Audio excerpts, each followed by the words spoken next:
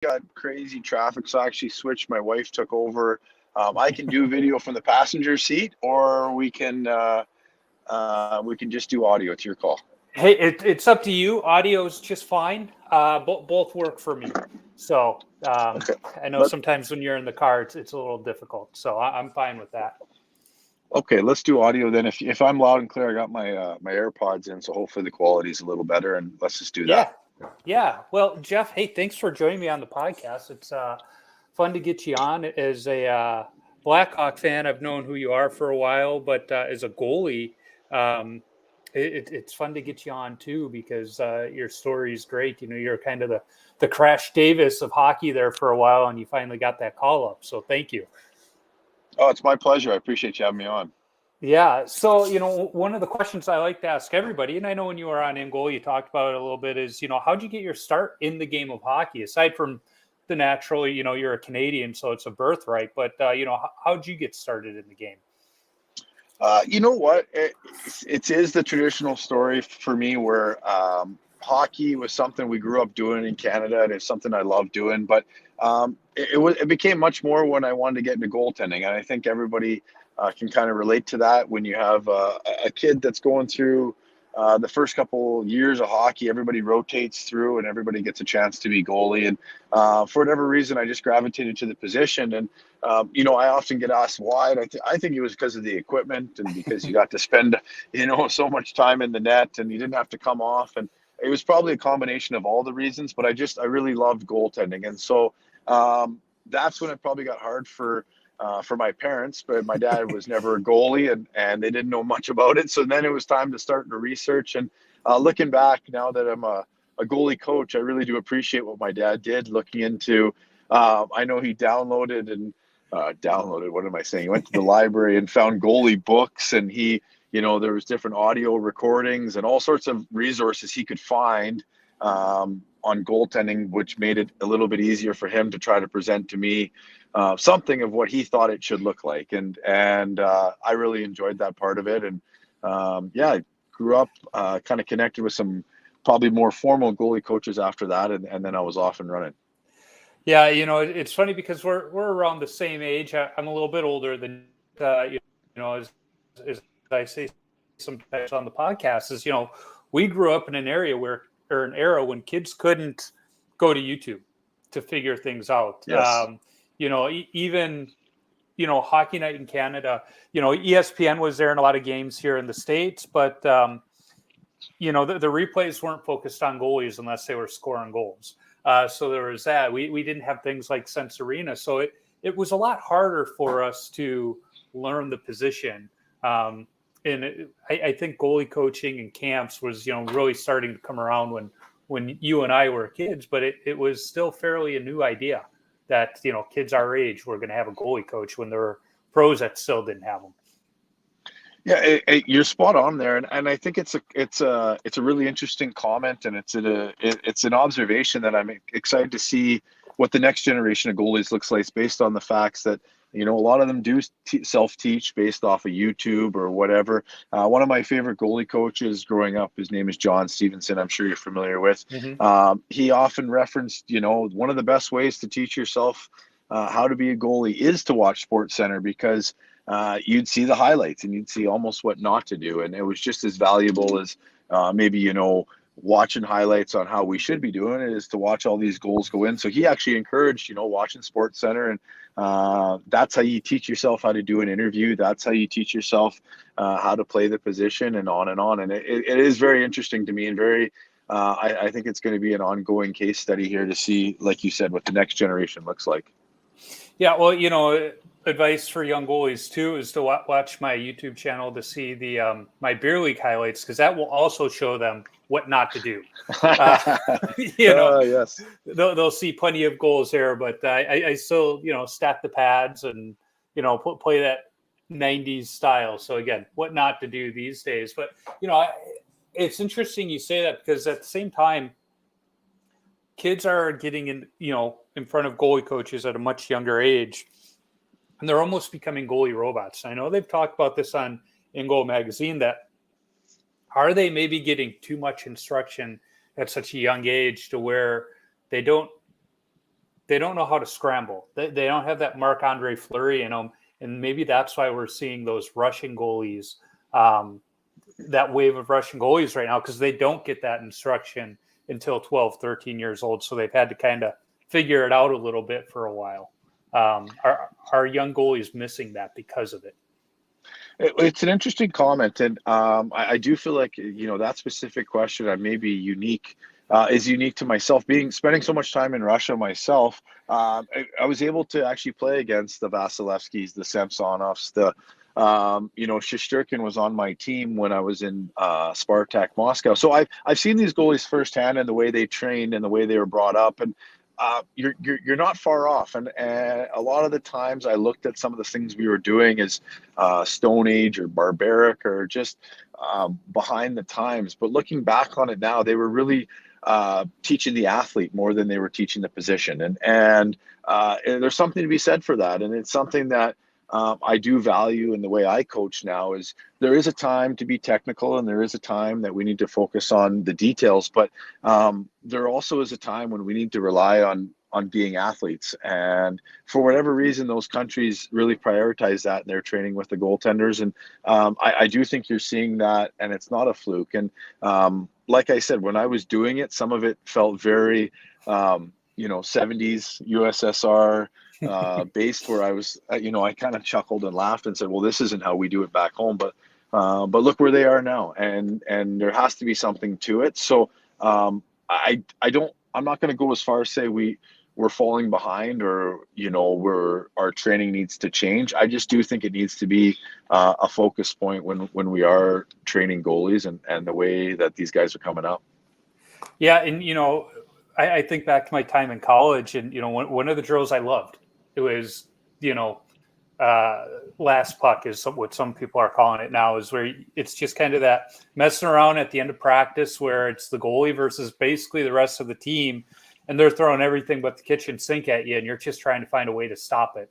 And there's no technique involved. It's just, I call it the Marc-Andre Fleury of throwing yourself all around the net. And but then those opportunities happen in a game, and you don't panic because you've been there before. Yeah, and aren't those games the best? Like to me, they're just wholesome. It's the best. It's why we play the game. Is we all started becoming goaltenders because we wanted to stop the puck and be the man and make the big save. And when you get into those kind of games, those kind of competitions, it brings it out in you. And some guys are better at it than others, and that's just the reality of it. But I do think that there is something to be said about having fun, competing, and then that battle element, or that desperation, that scramble mode. Who can activate that the quickest when you have to? And I don't think goalies need to get into that mode very often. I think we can see the best goalies in the world that stay away from it. But when they have to, they get into it and they seem to enjoy it. And there's something to be said for that. Yeah, my youth goalie coach always said, if you're making the highlight reel save, you were out of position to begin with. So you've got a point there. But talking about the rebound game or last puck, whatever the kids want to call it these days, you're spot on when you called it wholesome, because it was nothing more than me versus you. And some of those games got so darn intense. There was almost more riding on it than those big rivalry games. Because it was just bragging rights in the locker room. And when you had those, nobody could take you down. Well, and we're getting to the point now where I honestly think, analytics and stats are creeping into practices, and it's for the best. I don't want the message to be misconstrued, but we're monitoring practice numbers down to the tenth of a decimal of output and input, and we're forgetting that, at the end of practice, that might be the most valuable time, when all the numbers are done and the metrics are off, and we've practiced all the different disciplines that we need to. And wait a second, we're just going to play a quick game of rebound at the end here just for fun. That's what we might be getting more out of it than anything. And it's really funny how that's come. I've played on teams where when practice is over and pucks are up and get off the ice because we've hit our quota, and that's and you're really missing out on maybe the best part of the game, or to me, one of the most important part of the game, and that's that battle and compete. And like you kind of put it, one-on-one, mano-y-mano. Yeah, I remember in college, we were fortunate that we were the only ones that used our ice. It was open during the day for anybody on campus to use, and it was usually just the hockey players that went out there and used it because, you know, other students were almost scared if we got on the ice with them that we were going to embarrass them or something, which we wouldn't have. But my coach would end almost every single practice with a shootout. And his thought process was, if you get that breakaway, you got to know what you're doing. So work on it. So we were great at, on breakaways, but it was, again, that competition element, and that would get the juices flowing that, when practice was officially over, the coach would leave, and then we would just stay out there and we would compete playing the rebound game. And yeah, that was just that pure element. And it was usually until enough of us got tired that the game ended. No, and that's the best. And it's something now that I've transitioned over to coaching more is I didn't realize how much goes into, obviously from the player standpoint, they want to know what to do on their breakaway. And from the goalie standpoint, those breakaways you take at the end of practice are invaluable. And the amount of knowledge you can gain off your teammates and Yep. just the quality conversation that comes from it, especially if you get an array of guys like if a coach, for example, was to send every guy on the team has to go once, you're going to laugh because, half the guys will never see a breakaway in a game or be Yep. selected for a shootout or whatever. But you're going to see their approach to the breakaway or the shootout, and you're going to see their strategy, and a lot of good conversation comes from it. And that's really what I'm learning now is that it might not be the right way to do it, but they're attacking the net a certain way. And now if you insert a few ideas into those maybe higher skilled players, and from the goalie's perspective, we're stealing ideas from them and they're stealing ideas from us. Mm-hmm. We're starting to get somewhere now, and everybody seems to really grow. So again, to your point, that time after practice, the whistle might have blown and practice might be officially over in quotations, but it's really, that's some of the most valuable practice time we have. Well, it's funny you say that too, because when I coached after college, before we had kids, I was doing some coaching at the high school level here in Minnesota. And we would end most practices with the shootout. So we got to see who was good at it and who wasn't. And we're in a Christmas tournament in the championship game, and the game went to a shootout. And with the game on the line, down to the last shooter, we threw one of our defensemen out there that had maybe one goal all season. And like we could see the parents were like, what are these guys doing? Or, what are they smoking? And this kid came down and he just buried it. And, we just kind of knew. And I remember one of the parents came up to us after the game and they're like, we thought you guys were crazy. We thought you had given up on the game. Like, what were you thinking? And we both just turned to each other and we said, he scores almost every single time at the end of practice on the shootout. We knew he had it in him. But we wouldn't have. We would have thought the same thing as the parents if we weren't doing that most practices. And that's it. That's such a great example, and it's an awesome story because I think now I didn't even realize, and I'm not sure if every team does it this way, but as a goalie coach, I have quite a bit of say on who we select game by game to take the shootouts for our team here, and Mm-hmm. I do think the goalies probably have the best idea of who's dangerous, who's a threat, and it's not always your top three scorers. It's guys that come down and for whatever reason can use some deception and change the angle and maybe change their speed or maybe just blow it by the goalie with something they're not expecting. But it's those repetitions after practice that get that knowledge. Yeah, I remember in college, it was my senior year, and one of our coaches was actually one of my teammates who had too many concussions and couldn't play anymore, but he's still coaching. And it was a great move to bring him onto the staff. And we would have these discussions, after practices. We'd just be sitting around the rink and he'd be saying, who's just on this week? Because you and I, we know as goalies, some guys, they hit a stride. It's almost like in baseball when a guy gets into a groove for a week or two and he's just hitting dingers. And he would ask me, who's that person you wouldn't think of that's just they're hot right now, or who's kind of in a slump. And he would take that into account when he was making up lines for an upcoming game. But every now and then, the coaches are starting to realize, hey, these goalies, they're more than just live bodies in practice. Yeah, and it's so important, and Obviously, I'm very grateful for that opinion because none of us would have a job if it wasn't. But it's something where I think it's pretty cool. We've all evolved as hockey Hmm. players and as goalies specifically to the point now where, yeah, you don't just stick the guy in there just to fill a spot. He's a valuable player. He's got valuable opinions. Hmm. Um, it's a really unique spot the goalie is now, and arguably the most important player on the team night in and night Yeah. out. But it's for many different reasons now, not just because he might face 25 to 30 shots a night. Yeah. We're not just the weird kid who couldn't skate anymore. Exactly. Yes, exactly. So let's talk a little bit more about your playing days. You at what point in your youth, we all have that dream of playing pro hockey, but at what point did you kind of realize hey, I might have a shot to go somewhere with this? Oh man, I wish I could tell you I was super young and I had this, I had this great path, but I was always a level 3 or level 4 goalie growing up. I never made the top teams, and Hmm. that's an honest answer. It was only I probably had one of the uh, what's the word I'm looking most disappointing seasons of my career when I was in bantam hockey. I think we won one game all season, and I realized right there that I still love hockey. If I made it through that Hmm. season, I was going to do something. And from there, I went on to I got to play underage junior, and that's kind of when I knew that I might have something if I wanted it. And even that, I got to play junior underage. I kind of moved away from home when I was 15 to do that, and then it was probably when I made the Western Hockey League, and now all of a sudden you realize that that seemed so hard or such an accomplishment just to get to that level.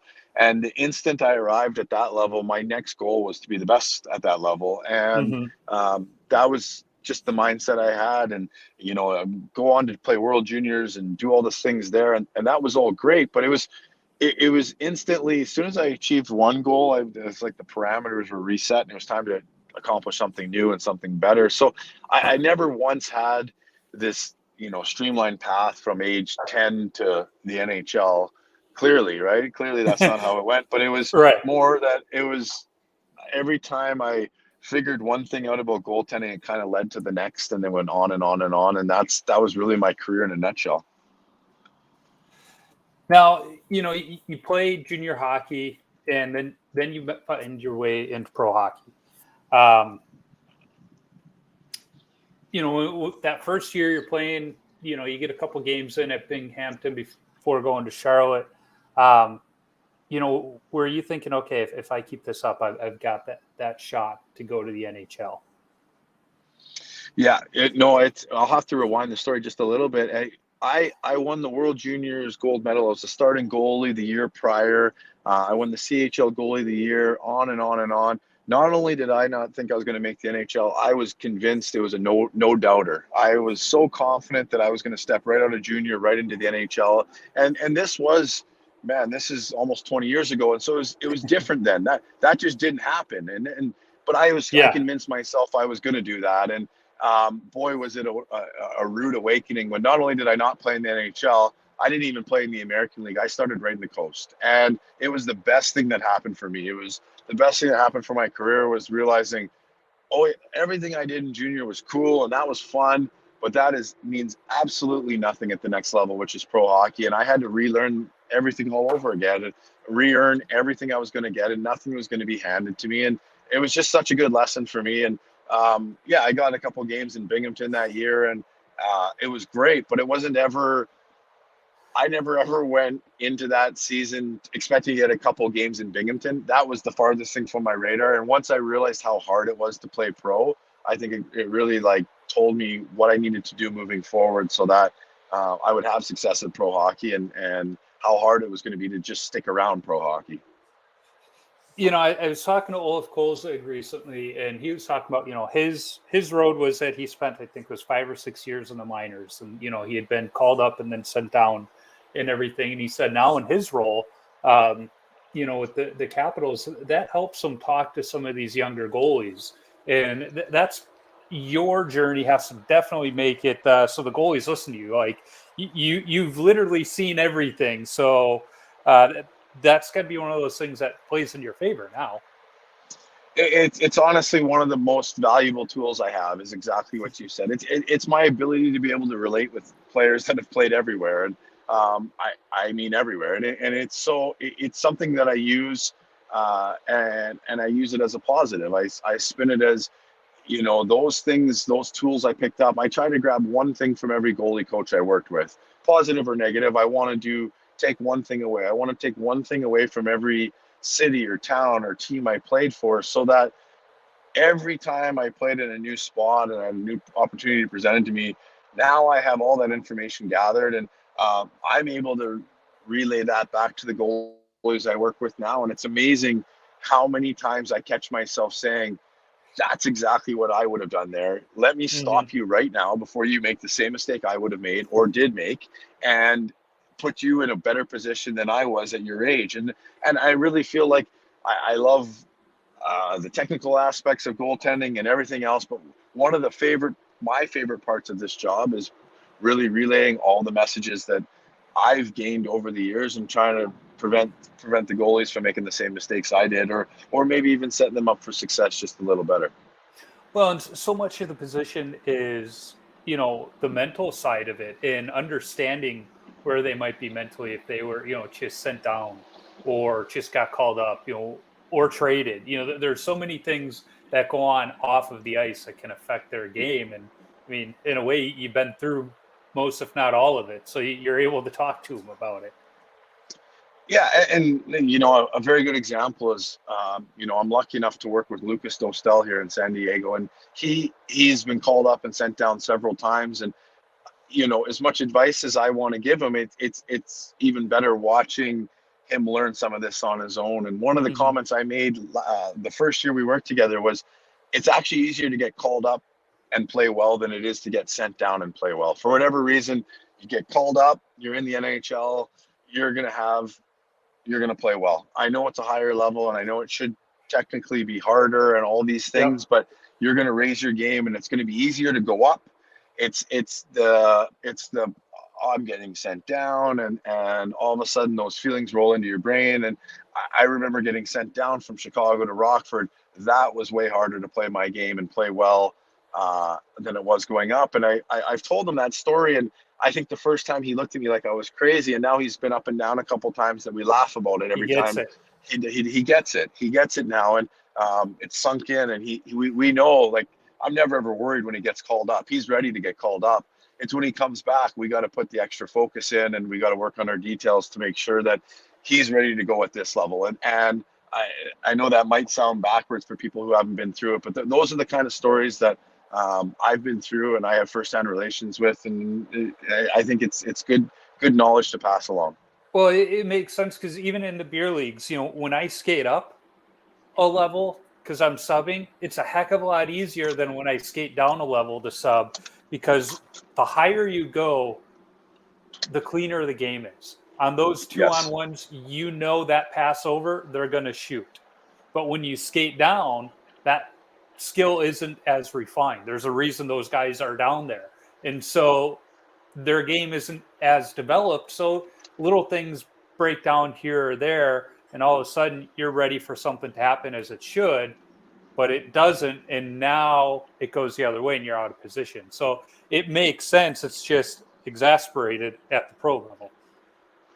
Yeah, and that's exactly it. And we, I don't think I'm the only one that refers to some of the goals as going through the AHL holes under the arms, or beside Yep. the pants. And they were aiming high glove or high blocker and missed their shot, admittedly, probably, and they still got away with the goal. And so there's different things you have to, different challenges you have to overcome, different barriers, and all those things. But yeah, those are the things that I've definitely been through in my career. And like I said, in all different types of levels, and different size rinks and different environments. And yeah, you Mm-hmm. try to share as much of that knowledge as possible.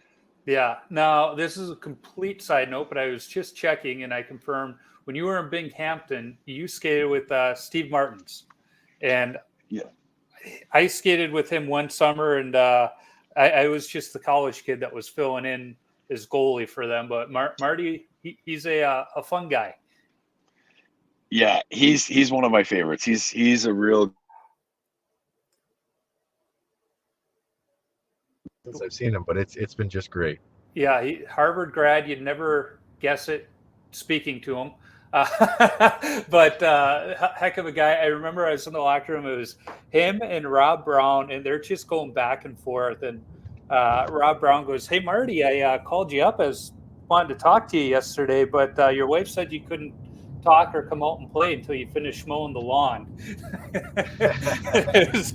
Yeah, that was a funny one. But yeah, Marty was a fun guy. Really, like you said, really nice to me as I was just a college kid filling in for a Billy Zito skate one summer back in Chicago. No, yeah, Marty was great, and like I said, that's been so many years ago. I'd be love to catch up with him now and hear how he's doing. But it's pretty cool to hear a story like that so many years later.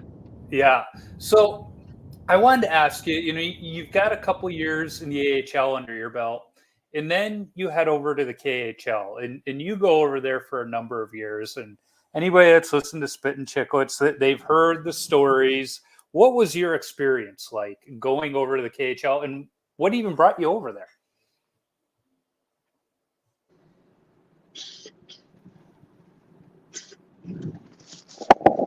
Oh, are you there?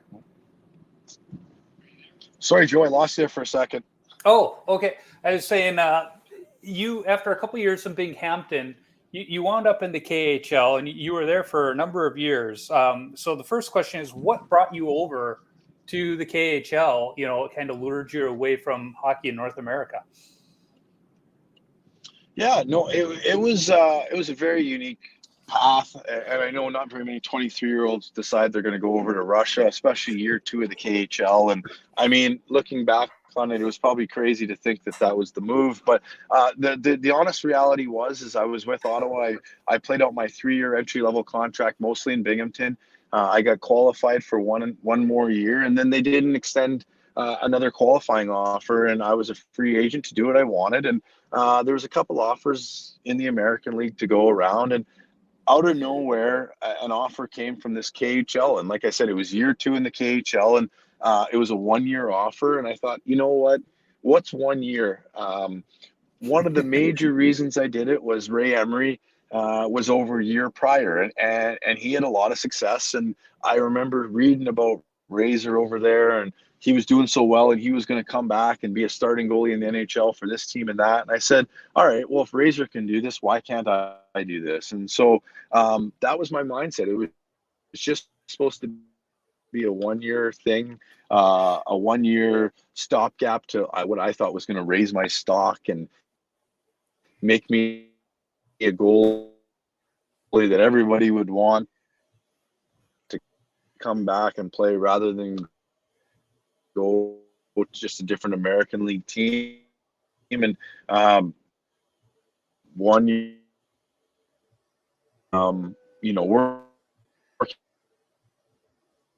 working with 23-year-old goalies now. That's probably the last place I'd send them. But at the time, it was perfect for me, and it was exactly what I needed at the time. And I mean, anybody that's listened to Spit and Chicklets, we've heard the stories of how crazy it is over there. And I'm sure you've got, but I'm wondering more, so often there's European and Russian players that come play in North America, and it's this huge culture shock. They have to learn a language, they have to learn a culture. But you flipped the script, and you were the person that went to the other country, had to learn the other language. How was that being in a locker room, and even just being somewhere where, you couldn't order at the local restaurant? You had to learn their way of living and their language and all of that stuff. What was that like for you?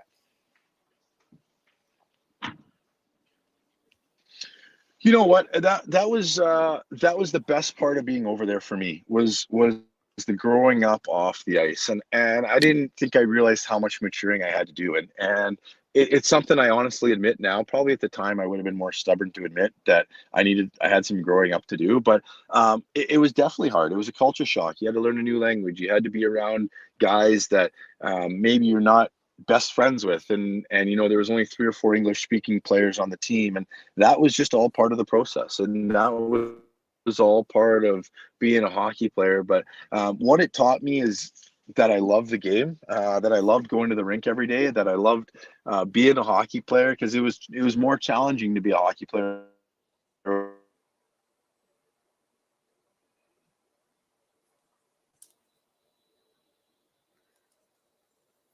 Are you still there, Jeff? Oh, It yeah, there taught you are. me so the spit and chiclet stories. Yeah.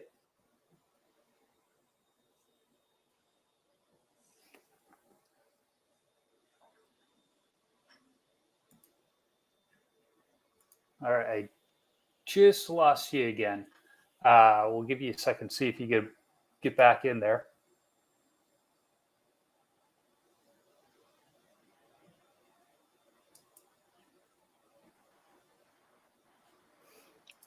All right, I can hear you again. You there, Jeff? I can hear something in the background there.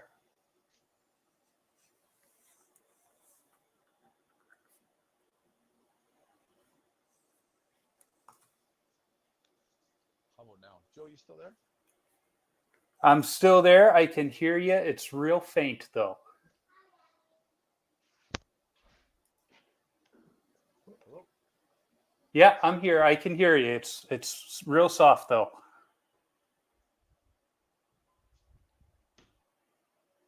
I can hear something. Okay, I can hear you. Can you hear me, Joe? Yeah, that's good. That's clear now. I'm so sorry. We just pulled into the house here, Oh. so I'm on the Wi-Fi now. I don't know if you could connect those, sync that up or whatever. I apologize for that. Mm-hmm. Oh, no worries. No worries. I've had it where my wife will turn the car on, and all of a sudden my phone will hop over to the car's audio, and I'm like, what's going on here? That's always fun too. No, Yeah. I'm so sorry for that. So yeah, no, just let me know where I lost you there, and I can start over. Yeah, you were talking about how going over there and growing up, it was really something else. Which Russia itself, especially in that time, had to have been quite an interesting place to be. Okay. Are you still there? Yeah, I'm here.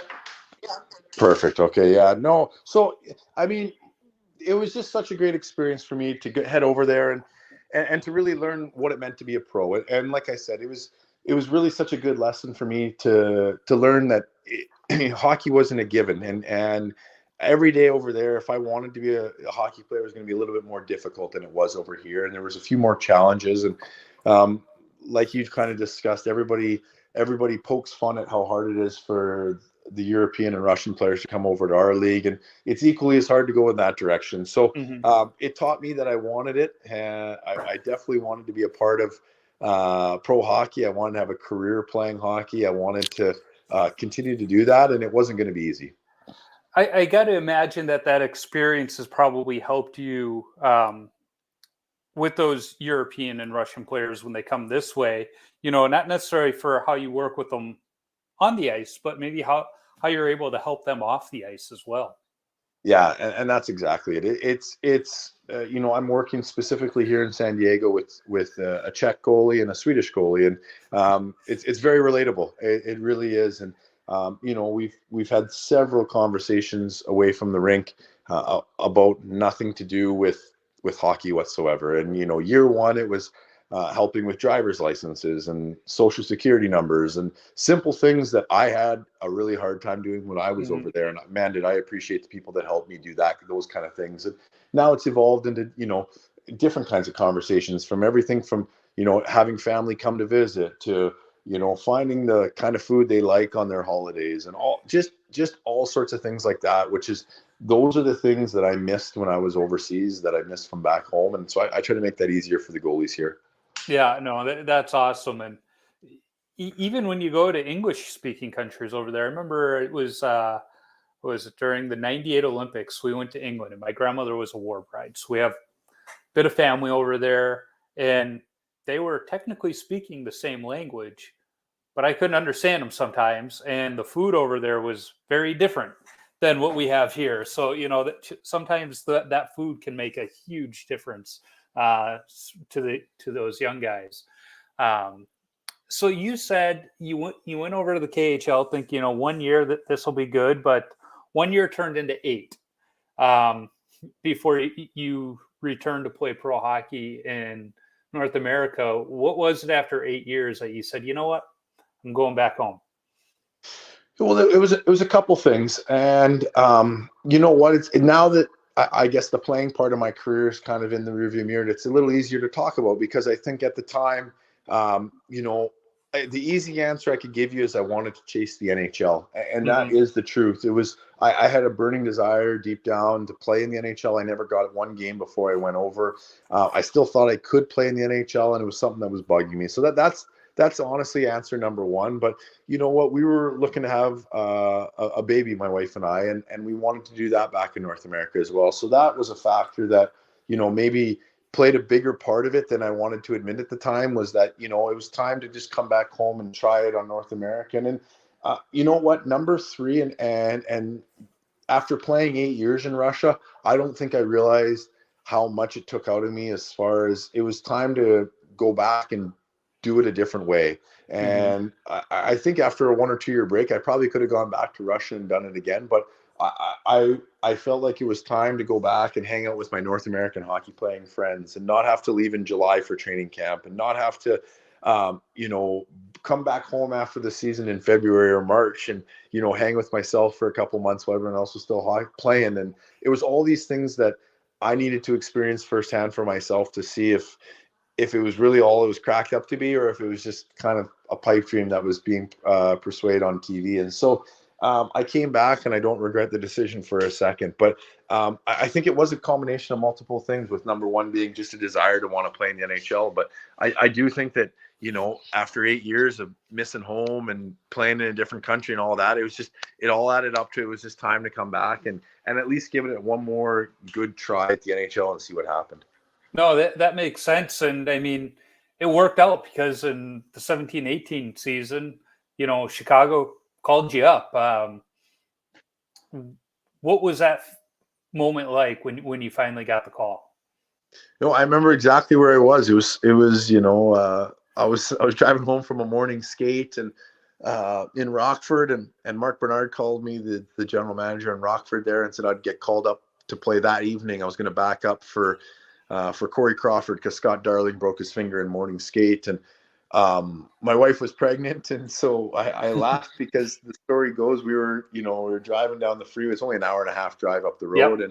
And she was feeling nauseous the whole way, but I wasn't slowing down, because I wasn't going to be late. I wanted to get to the NHL, and so I was giving her, and I think we had to pull over once because she wasn't feeling well and the whole thing. But it was that feeling of, wow, like this is actually happening, and I'm getting to actually go to the United Center, which that year I didn't even get to in training camp, because I moved teams to Rockford. I started with Toronto that year, so all the people, I was getting called up to the NHL, to a team that, without lying, I was watching on TV years prior when I was in Russia, and I was watching the Tays and the Canes and the Keiths and the Seabrooks win cups on TV, and I was not much more than a fan, just watching from overseas. So to then come back and get called up, and Joel Quenneville's one of the first guys I meet when I get to the locker room in Chicago, and just all the stories, it was surreal. And it's probably very similar to everyone else's call-up story, but it was really cool. It was unique. It was one of those things you never thought would happen, and when it did,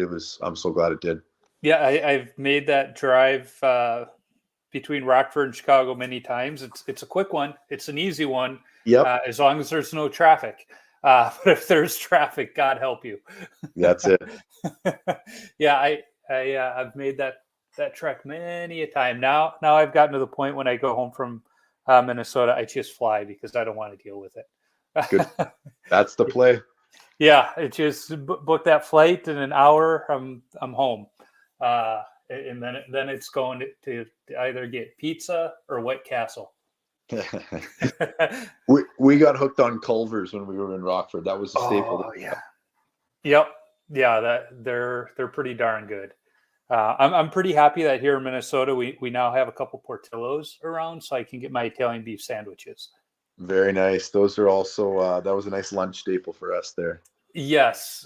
So you do get that call up to the NHL, and you got a couple, good games, and what is it? You had like 15 games played, and I remember that stretch. It was almost storybook in that you went on a heater there for a while. Yeah, it was great. It was, looking back at it, it all happened so fast, and you're living in the moment. And I had a lot of great people that helped me get there and that were supporting me along the way while I was there. And everybody was helping me live in the moment and just try to present the best version of myself that day when I came to the rink. And I didn't know how many days it was going to last, and I don't think anybody did. It wasn't one of those things where I was filling in for a guy who broke his arm and he was out 8 weeks, and I had a date circled on the calendar when I was heading back to Rockford. It was one of those things where, Corey Crawford was out indefinitely. And so every day there'd be rumblings of maybe this, maybe that. And after a while, I just blanked it out, and I got to kind of just play. And it was a lot of fun. I wish we would have won a little bit more. I wish, you would have stopped a couple more pucks, but that's hockey. That's goaltending. So it was one of those runs where, I played as much as I could, as best as I could, and I was super proud of the way I played. And looking back, there's absolutely no regrets on the whole thing, from leaving Russia to give it a try to getting my chance up, and I don't think I would have changed anything about it. Yeah, and as a Hawks fan, it was fun to watch you. I'll say that much. So you play a few more years. 2021 season, you're in San Diego, and you almost become Reg Dunlop, because if I remember right, listening to In Goal, is you almost started becoming the goalie coach while you were still playing. Yeah, that's exactly it. And the In Goal guys, it was fun, because it was it was one of those stories that, being the player coach, it was delicate. I had to be very careful about how I spoke and what I said. And looking back, I'm very thankful, especially to Bob Murray, for bringing me on in such a position. But they were looking for a goalie coach to come in and mentor the young goalies. Because of COVID and because of a couple other reasons, they needed a guy that could play. And they wanted it done similar to the way it was being done in Cleveland with Brad Thiessen. And so that was kind of the model that I was going off of. And so I didn't know Brad before the whole thing. So through Sudsy, my boss here in Anaheim, I gave Brad a call, and I reached out and I asked him, how does this work and how do you do it? And he explained it to me. He was so helpful. He was so helpful. I'm just so thankful for him, the way he laid out the way he did it. And he said, you'll put your own spin on it. But, year one, I was definitely a player that was coaching. And it transitioned into year two, where I was a coach that still played. And year three was probably now full coach, as we can all, we're all there now. But it was, year one was probably the most interesting year, where I dressed with the players every day. I, rode at the back of the bus, played cards with the boys, went for dinner with the boys on the road. And then the odd time I'd get into the coach's office and chop some video and do it that way. But year two kind of flip flopped, and I spent most of my time in the coach's office and still suited up for some games, but it was definitely more time in the one office than the other. And here I am now. Haven't seen the players' room yet this year, so it was definitely a Reggie Dunlop thing. And like I said, it was unique, but it was the perfect transition out of playing. Yeah, and I mean, if I remember right, too, is listening to that In Goal episode, you had already started your summer camps back in Calgary, so coaching wasn't new to you per se, but it was new in coaching your teammates. That's exactly it. My goal has always been to be a goalie coach. I've loved doing camps. I'm so lucky to work with, man, the best goalie coaches in the world, as a student, as a fellow instructor. And I always say the best compliment is, being able to use these guys as resources and share ideas with them and whatnot. And so the list goes on and on of all the camps that I either attended or helped out with while I was playing. And I knew that was what I wanted to do whenever I was done. So when Bob Murray and Sudsy approached me about this position, we were all very upfront about the fact that this was going to be the end of the playing part of my career. And if I was okay with that, then they were okay with that. And as long as I didn't have any aspirations to, this was another one last. This was going to be a coaching focused role, and I was so excited to get into that. So yeah, I had started my summer camps back home, and I'd been coaching, and now I got to coach basically at the pro level. So it was kind of the I put a bow on the whole thing by doing this, but it was really that kind of transition. Well, and the Gulls are part of the Anaheim system. So, how much interaction do you have with the big club? In terms of development and what they want to see. Yeah, no, that's actually my favorite part, is kind of getting to see behind the curtain with what goes on with the big club, and I didn't really realize how much, as just coming from a playing background, how much goes in behind the scenes as far as transactions and conversations and what we want to do as an organization and what is all there, and I very much realize where I am on the totem pole is my job is to help make goalies, and the goalies that are presented to me. My job is to improve them and put them in a position to be successful for our organization. And but you are privy to some conversations as far as what we're thinking and where we want to go. And it's very exciting for a guy like myself to know, that there's all these young goalies that we're looking to make better, and my job is to help them along their way and help put them, as far as the organization, in a better position. And so, yeah, it's been really cool. I got a great relationship with Sudsy in Anaheim. We talk several times a week, it seems like, about either the prospects or the current players or future players or whatever it is. But they're never short conversations, and I always welcome them. They're outstanding chats we always have, and I'm just so lucky to be working for a guy like him. Well, I've really started to pay attention to the role of kind of those development goalie coaches and organizations when the Blues won the Stanley Cup, because one of my college teammates happened to be Dave Rogalski, and he coached Jordan Binnington, helped with Binnington before they got him to St. Louis. And so, I don't think the casual hockey fan really understands the importance of the coaches, not just the goalie coach, but all of the coaches at the minor league level and the impact they have on the big club. Yeah, and then that's the coolest part, and you hit the nail on the head. It's the most rewarding part, is seeing a guy that you've worked with take that step and get to the next level. And even if, obviously goalies, especially when they make that step, but even let's say a forward or defenseman that you've seen develop down here for a year or two, make strides each year and work at his craft, and then finally get that chance to play in the NHL, it's unbelievably special. So that's by far the most rewarding part of this position. But I think, like we talked about earlier, it is two-way traffic here in the minors. So you are getting some guys coming the other way that maybe don't feel like this is where they belong, or whatever. And so it's managing expectations. And I think going back to what we chatted about earlier is having a guy that's had high expectations and had no expectations. I have a good job relating to these players that are going through a bunch of emotions, whether it's ecstatic and this is their NHL every day, or guys that can't believe they're playing in this beer league called the American League, right? So it's been fun. It's been a lot of fun to work with all different types of players. Hey, just to remind them that there's a bunch of beer leaguers that would like to play in that one. Yeah. Oh, I get all the time from some local goalies here in San Diego that they're always available for a quick call up if we need them, and it always makes me chuckle. Yeah, I think every time the Blackhawks are in Minnesota, I send a tweet out going, if you guys need a goalie for the morning skate, I can be available. It's just one of those. I'm always here. In fact, my pads are even red, white, and black. It'll match the practice jersey. Well, I've been asked over the years that my time with the Blackhawks was very similar to Scott Foster's. I was right up and down the same time he was. So there's lots of people that say, "Hey, were you the guy that got?" And I said, "No, that wasn't me." But it was you're not far off there being the guy that gets the emergency backup that got thrown in. Yeah, I've had quite a few e-bugs on the podcast. I've had Connor Beaupre, who's the Minnesota one, Don's son.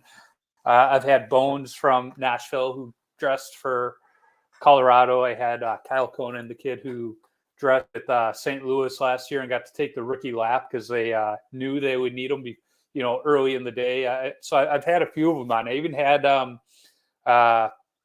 the fellow who got to dress for the Ducks in Dallas, Tom. I can't remember his last name off the top of my head. Too many hockey putts to the head here. So I've talked to quite a few of them, and just kind of how, the stories on how each one of them get connected with the teams and how they get in that e-bug role. And I don't think is a lot of people realize that, they're mostly all beer league goalies, but they're not your average beer league goalie. They have some skill. And I think, like a lot of pro sports across sports, those that make it and those that don't, sometimes it really is just somebody saw them at the right time. And some of these guys, if somebody saw them at the right time, maybe they wouldn't be the e-bug, but maybe they'd be playing somewhere. That's it. And I got a lot of buddies back home in Calgary that didn't go on to play pro hockey for whatever reasons. And it's a going joke. It's the hardest thing to do is to make pro hockey. It's even harder to stay in pro hockey. And what if this guy stuck with it when he was 15, or what if this guy didn't get hurt at that level? And it's the right time, right place, and then making the most of your opportunity. Yeah, and it's just be in somewhere where somebody sees you, and it's getting easier and easier for kids to be seen, but unfortunately, there's more and more kids being seen at the same time. Yeah, and that's it, for sure. So I want to talk a little bit about the coaching, because you're coaching with the Gulls, but you're also coaching youth goalies. And when I say youth goalies, it's probably that whole range from young to darn near pro already. How do you balance that with your AHL coaching commitments? Yeah, it's fun. I think they both actually complement each other. It's amazing how many things translate from the pro game to my squirts, and then how much stuff that I did with some of the squirts I can bring on the ice with the pro guys. And goaltending is a lot of fundamentals, and it's a lot of basics, and the details can be practiced over and over. And conversations I've had with different guys, one of my big philosophies as a coach is that repetition is huge, and whether you're repeating the most basic skill set or we're trying to implement something state of the art, groundbreaking, it needs repetition before it's good. And so my job is to put these goalies, especially in the pro level, in an environment where they can repeat over and over and over the skill set that they either want to get better at, or that's something that they need to improve. And when I bring that back to the youth goalies or the minor hockey goalies, oftentimes it's a different skill, but it's the exact same concepts of how are we going to improve this skill set so that you get better and better. And as goalies, I think we all like to check that box, for lack of a better term, of work on a skill, master the skill, and then move on to the next skill. And so that's often how I approach coaching is, let's work on something and let's keep working at it until you feel comfortable that that part of your game is taken care of. And then we'll move on to a new skill set and we'll practice that. Well, we hear the term all the time now with goaltending. It's building the toolbox. So, That's it. what save is in your toolbox for the right time. That's it. And some goalies have a bigger toolbox. And looking back, at when I played, I don't know if I had that type of mindset that goalies do now about building their toolbox. I think I was definitely more stubborn. I don't know if I would have been as receptive to some of the techniques that are being presented now, but that's what it takes now to play, is being open-minded when a goalie coach presents a concept, whether something as simple as overlapping or something as complex as different types of post integration and weight transfers and all sorts of stuff. But you have to be open, and whether you like it or not, I think it's good to listen. And I always say one of my favorite things to say is it's almost more valuable learning what you don't like to do than it is learning what you like to do, and taking away skills that you realize don't fit for your game and crossing those ones off the list is almost just as important as finding stuff that works for you. Yeah, when I look at my toolbox, I liken it if my grandfather was a Finnish carpenter back in the days before power tools, which I don't know how the heck he did it, because even with the power tools, sometimes I can't make a straight cut, and he had to do it with hand saws. But I look at it as my toolbox today compared to his toolbox he had. Now, if I'm going to the rink and there's a youth goalie out there, his toolbox looks like my actual toolbox, and my goalie toolbox looks like my grandpa's toolbox, because I still have pad stacks in there. I've been known to throw the old school skate save out there, and my idea of post coverage is still standing up and hugging the post with my, armpit.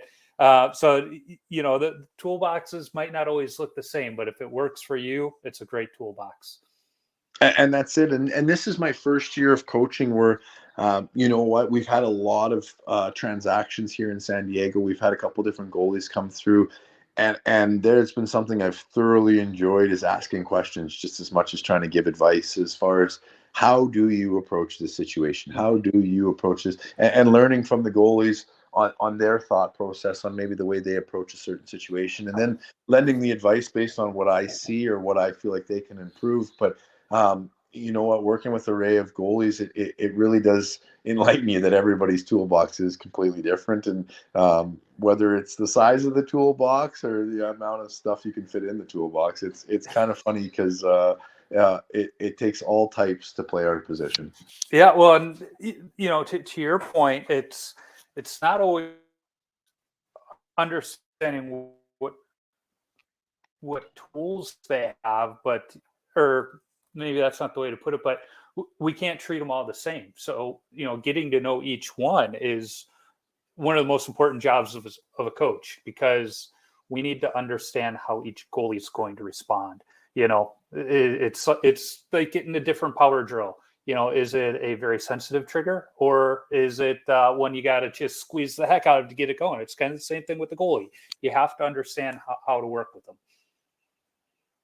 Yeah, and one of my favorite goalie coaches I worked with was Peter Aubry in Rockford, and he's still working with the goalies there, developing one after another. But he made great points to me about what I wanted to do and what my body allowed me to do. And at the time, I took that as almost a shot, being an older guy, saying, "Oh, like I can do whatever the kids are doing." But he wasn't. It sunk into me a little later that it wasn't what I wanted to do, is what I was capable of doing. And it was a good example was we were talking about RVH at the time, and whether you wanted a blade on the post or blade off, and was your glove open or was your glove closed, and Carey Price does this and I do that, and whoa, slow down, right? What is the best way for you to cover the post? And he really just made it that simple, and it was based on what felt good with how flexible my ankles were, how flexible my knees and hips, and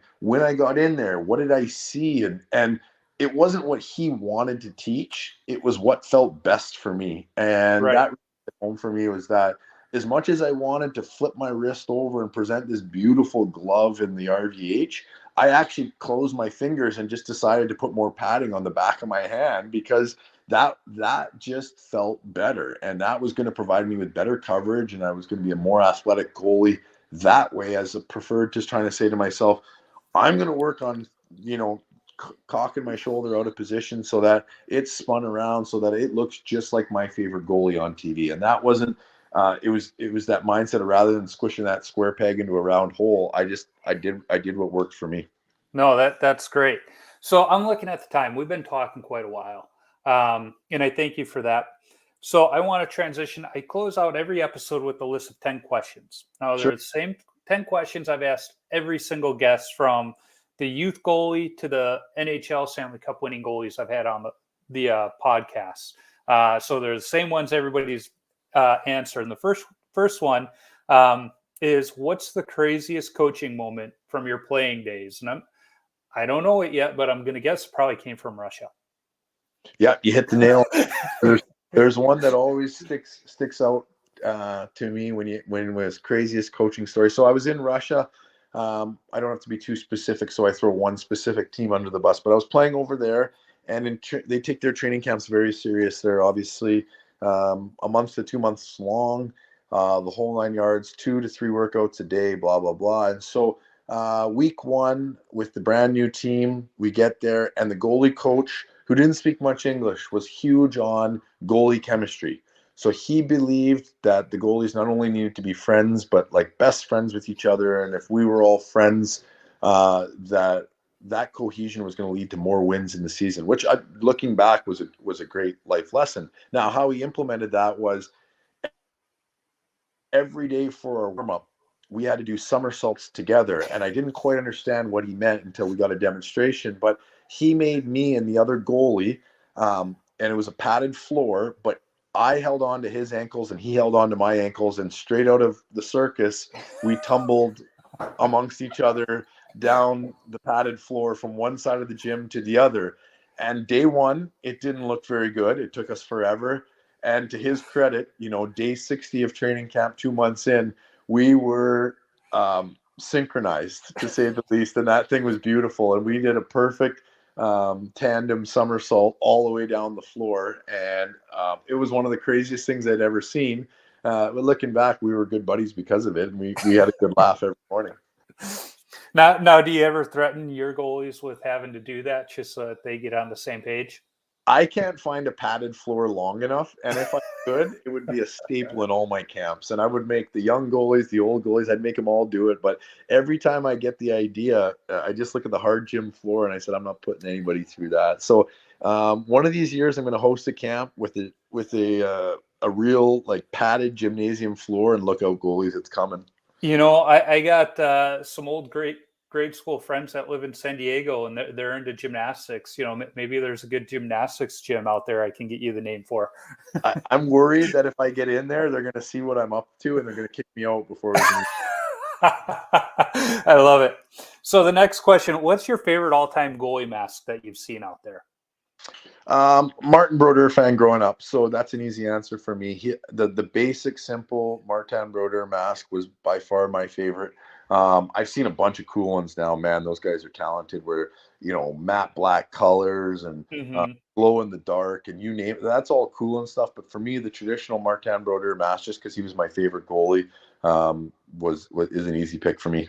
Well, and even some of them now where part of it's matte black and the other part of it's a matte finish and the other part's a shiny finish. It's just they've come a far way. But being a Brodeur fan, what did you think when he went his brief stint in St. Louis but kept that Devils look to it? No, it was the coolest thing because I always thought I shouldn't. I did have a set of his Heaton pads growing up, and it was my first set of pads that I actually got to order and put colors on. And I know that sounds crazy now the way where we're at, but it was a big deal. And my colors were blue and black, and so I had Martin Brodeur's red, black, and white pads and blue, black, and white. Yeah. And so to see him change his colors reaffirmed that, Martin Brodeur can play on another team just like I could, right? But it was, super cool to see him in those St. Louis colors. Yeah, well, as a Hawks fan, I didn't like it, but that's just, one of those things. So what's your favorite rink that you've played at? Favorite rink? That's a long list. I think if I have to name just one, that's tough. I'd probably have to be the United Center for a number of reasons, but if I made like a top 5 list, you could go Davos for the Spangler Cup, you could go the Calgary Saddle Dome, hometown rink, United Center, obviously. Got to play at the Air Canada Center, the Scotiabank Center in Toronto, and then the big rink in Moscow was probably one of my favorites. So it's easy to put a list together of 5 when you're a suitcase like I was and played in just about every league. But the United Center would probably be number 1. I think it'd be fun to sit in a room while you and Mike McKenna talked about different rinks you've played at. Yeah, me and Mike, we've done a podcast together, and I don't think we're not short on stories between the two of us. No, I loved his podcast. I was bummed to see it stopped, but he's got some great stories. I've had him on this one too. Just a fantastic ambassador for goaltending. I totally agree. He knows the position inside and out. He's a good follow on Twitter. Yeah, I love his in-game tweets, and every now and then when somebody's like, "What the heck do you know?" and it's like, well, I know a thing or two about the position, that's for sure. So, what's your favorite goalie stick that you've used? Oh, good question there. I actually used the Roberto Luongo curve for the longest time. It was easily accessible. I don't know if it was a Western Canadian thing when he was with Vancouver. Or I don't know why, but that was the generic curve that I used for the longest time. From there, you know what? It was the first time I got a composite stick, which I'm embarrassed to admit was like several years into pro hockey. But that changed the game when you went from like a wood stick that would snap and get slivers to like a composite stick that would give you a different kind of slivers. That was cool, right? So, but as far as curves, I think that Roberto Luongo curve was like a staple for me growing up. Yeah, I haven't used the Luongo, but I've seen it. I've talked to guys that like it. So that's a good one. What is your favorite youth hockey memory? Youth hockey for me was great because I grew up with two brothers, so we spent a lot of time in hockey rinks, whether it was me or watching them or a combination of both. But it was a Christmas tournament. I'll never forget it. I got a brand new catcher, and we played it in Calgary um, at the Olympic Oval. Blah blah blah, and I think I was actually, I don't want to say called up, but played on a level higher than I was supposed to be playing for this tournament. And just remember that tournament. I don't know why, but it was one of my favorite youth hockey moments. I was young. It was just the game was simple, and it was a lot of fun. Those are always a good memories when you get that new glove. Just play well with it. So, what is the best chirp you heard on the ice, off the ice, directed at you, not directed at you? Oh man, best chirp. Yeah, there's a few that probably can't be repeated, but there was you know what? I'll leave it at this, and this is it's good because it's because from your area. Your area was, while I was with the Blackhawks, I don't think I realized how much chirping went on internally, and this comes from the best place. But it was the forwards giving the defenseman a hard time. It was the defenseman giving the forwards a hard time. Everybody was chirping everybody on the same team until we scored, and especially until we won, and nobody could be happier to celebrate with each other. It was the coolest form of camaraderie I've ever seen because the chirps were genuine and they were coming from the heart, and Yep. everybody wanted to win so bad that they were on each other. But it in the end, it made everybody better. It held everybody accountable, and we got to a point that after the game, not one thing was remembered or did you ever feel bad for saying it? It was with the common goal of making the team better. And I've talked about many times on the podcast. If you're on a team and somebody's not, and you're not getting chirped, that means they haven't accepted you.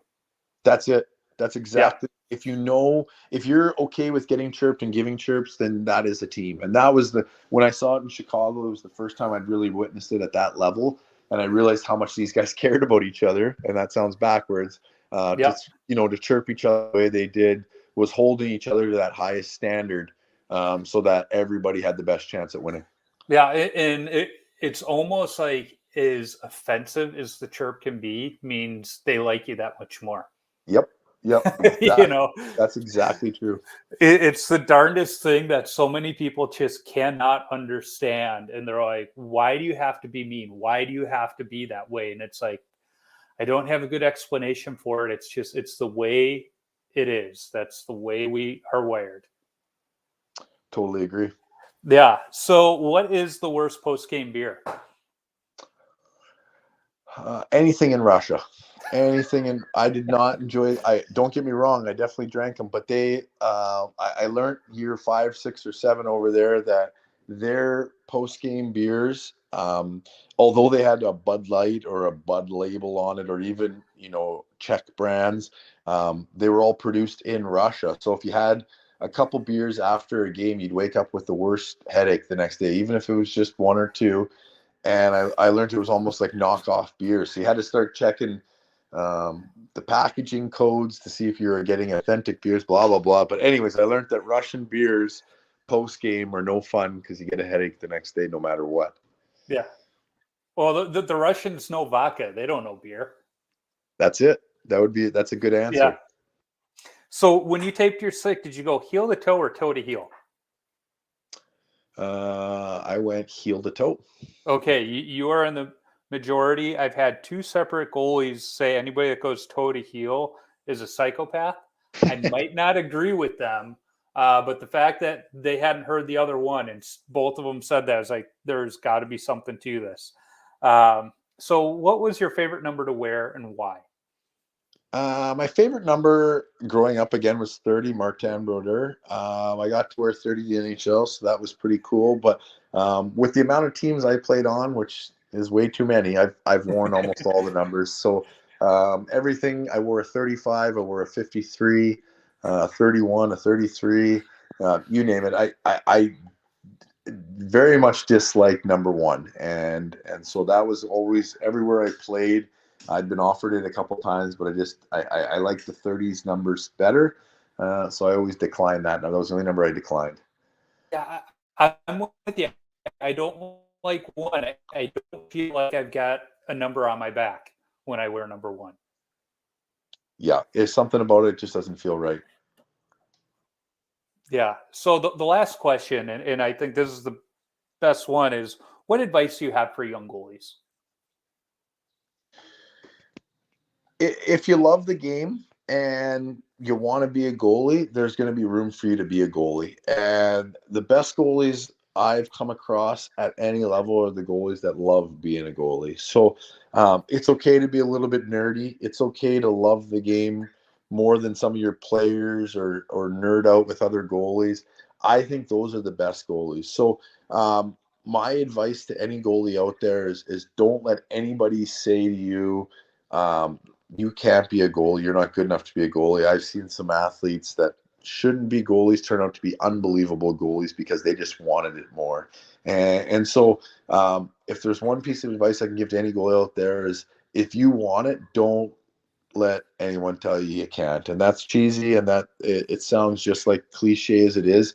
Go for it, because there is so much room out there for good goalies. Every team wants a good goalie, and if you dedicate yourself to that position physically, mentally, on the ice, off the ice, you will become a goalie, I promise, because that's what the position is. It's just dedication to the sport and to your teammates and all that good stuff. So that's my cheesy line, but I'm sticking to it.